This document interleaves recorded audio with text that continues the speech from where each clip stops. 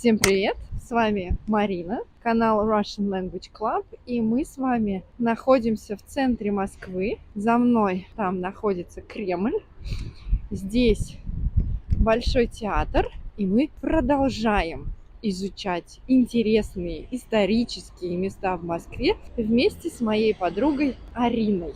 И сегодня мы вам покажем и расскажем о центральном универсальном магазине, о ЦУМе. Ну что, пойдем в ЦУМ? Да, пойдем. А я пока расскажу о его истории. Вы знаете, что один из элементов неразрывно связан с Большим театром, который находится прямо рядом. Да? Представляем с вами, у нас с вами на дворе 25 ноября 1900 года. В Большом театре поет Шаляпин. Аншлаг. Вдруг зрители выходят с концерта и видят, что рядом горит, пылает здание магазина, которое москвичи в честь его владельцев называли Мюр и Мерилис. На утро от здания не осталось ничего. Большой театр уцелел тогда. Да, Он же Большой много театр разгорел. не пострадал, слава богу. А вот здание магазина Мюр и Мерилис, которое потом назовут ЦУМом, сгорело дотла. Но, слава богу, история на этом не закончилась.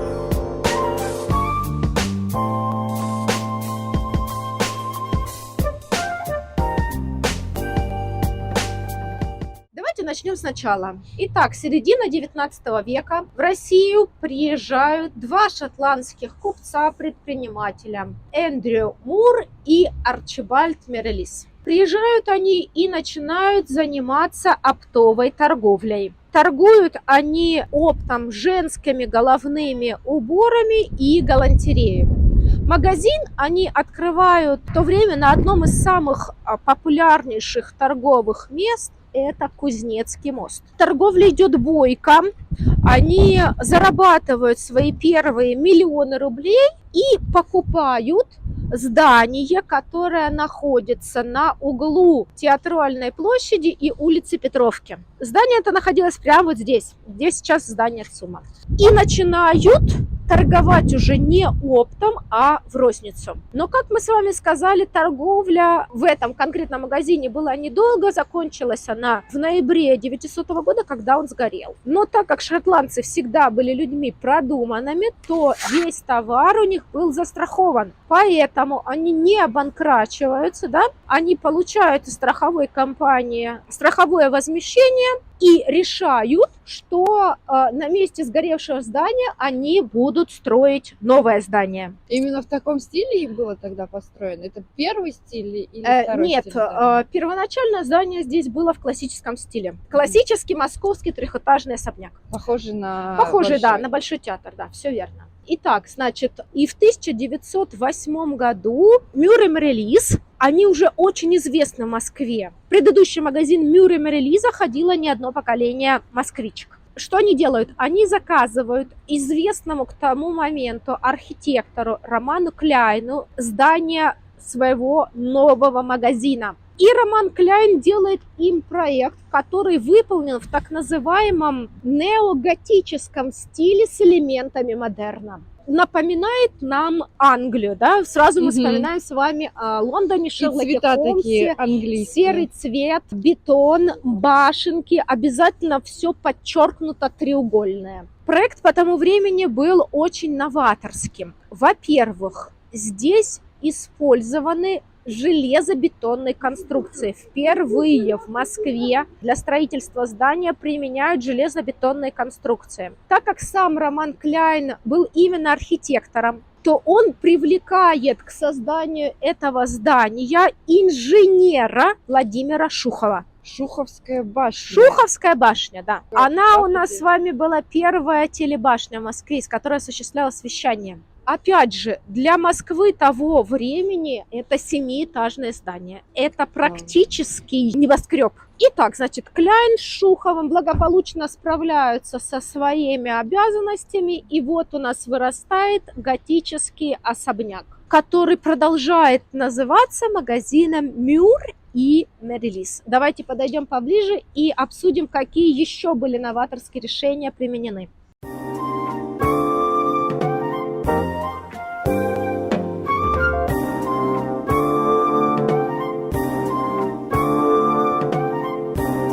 Итак, мы с вами подошли ко входу. Сейчас мы видим с вами обычные двери, стандартные. А вот при открытии все было немножко не так. Здесь, опять же, впервые в Москве были поставлены вращающиеся двери. Круглые. Да-да-да, они вращались. То есть существовал барабан, который вращал секции. Для москвичей того времени это было настолько непривычно и страшно, что двери такие не просуществовали и года. Наверное, это был аттракцион первое Здесь время. постоянно происходили какие-то события. Кого-то повреждали, кто-то не успевал зайти, врезался, кого-то просто выбрасывало. Кстати, откуда мы это знаем? А потому что москвичи начала 20 века писали очень много писем. И вот эту конкретную информацию мы знаем из писем сестер Цветаевых, одна из которых была великой русской поэтессой. И вот одна из сестер пишет другой, что она наблюдает эти вращающиеся двери, из которых вылетают и влетают люди. В общем, года они не просуществовали, их закрыли, поменяли на обычные, потому что было очень много увечий и аварий. Но это еще не все. Кроме вращающихся дверей, здание было оснащено 2 лифтами. Это еще более новаторское решение, чем вращающиеся двери. Москвичи, заходя в лифт, крестились, потому что это маленькая комнатка, которая несет тебя к небесам. К Богу. Возможно, к самому Господу Богу. Мгм. Хорошо, что там стояли натренированные мальчики-лифтеры, потому что А что они купечество, делали? Почему натренированные? они нажимали на соответствующие кнопки и закрывали двери. Потому что входящий человек, он, если входил первый раз, очень часто хотел выбежать оттуда. Боже мой, это какое-то жуткое создание, которое летит вперед. Маленькая комнатка летит вверх. Страх, да и только. Но лифты благополучно продолжили существовать, в отличие от дверей. Пойдемте вовнутрь.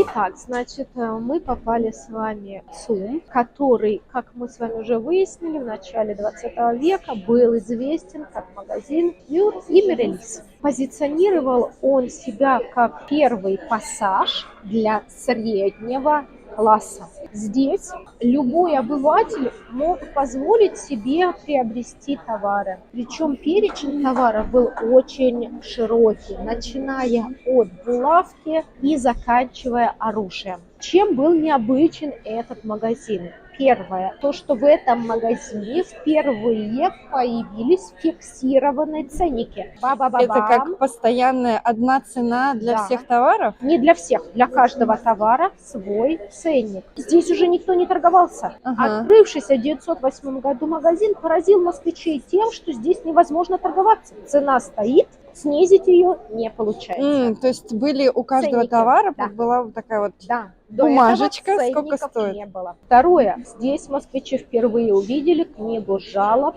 и предложений. Сколько претензий они сразу туда написали, интересно. А вот претензий, как ни странно, не было, потому что уникален этот пассаж был тем, что здесь вы могли вещь вернуть. Это тоже была новинка для торговли в Москве. Если вещь вам не подходила, вы могли приехать и вернуть эту вещь или обменять. И это было еще не все. Вы представьте себе, что магазин каждый сезон выпускал каталог своих товаров В печатном в виде? печатном виде. Это были такие большие справочники, фотографии их можно найти в интернете, которые выпускались Мюром и Мерилизом. Каждый желающий житель Российской империи от Варшавы до Одессы и Екатеринбурга мог заказать себе этот каталог. Он приходил ему абсолютно бесплатно. Он его изучал и мог выбрать любой товар и заказать его доставку к себе домой. Вот какой маркетинг начала Да, 20 потрясающе, века. да? Вот представляете, никакой Avon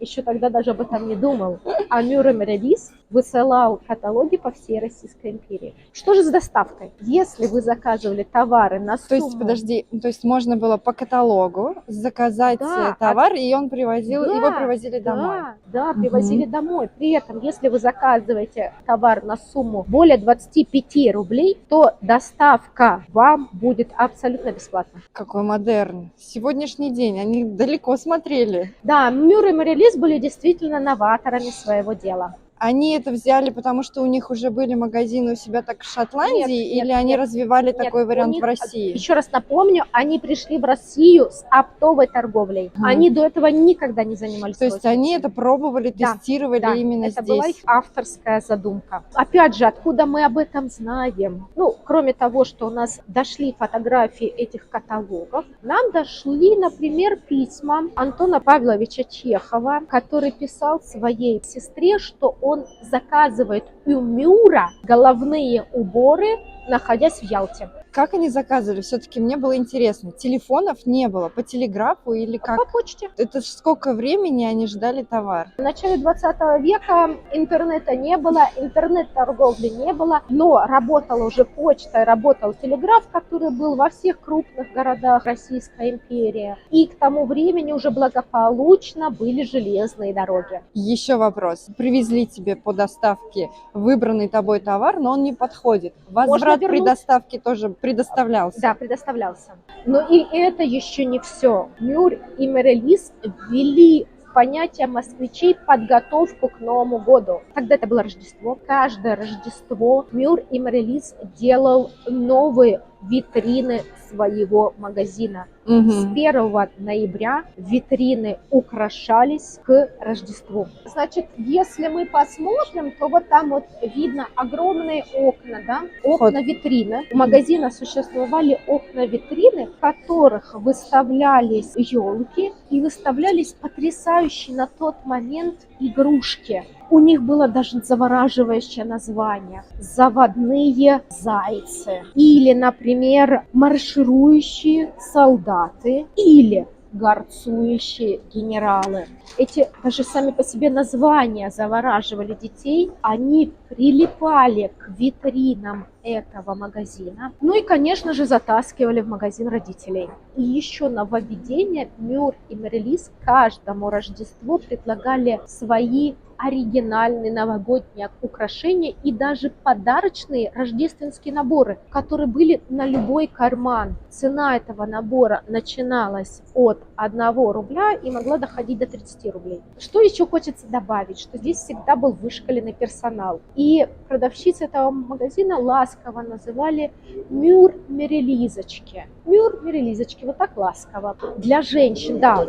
Мы с вами говорим в преддверии 8 марта, все украшено очень красиво, да, вот мы видим мимозу, мы видим, значит, манекены, которые одеты в представленную одежду, а Мюр и Мерилиз предлагал женщинам комнату, в которой не было окон, но зато было газовое освещение. Как вы думаете, для чего? Чтобы она могла примерку там делать или что? Или отдохнуть? Чтобы она могла посмотреть, как она в этой одежде будет выглядеть при газовом освещении начала 20 века, то есть как она будет выглядеть в театре или, например, прогуливаясь вечером по Тверскому бульвару.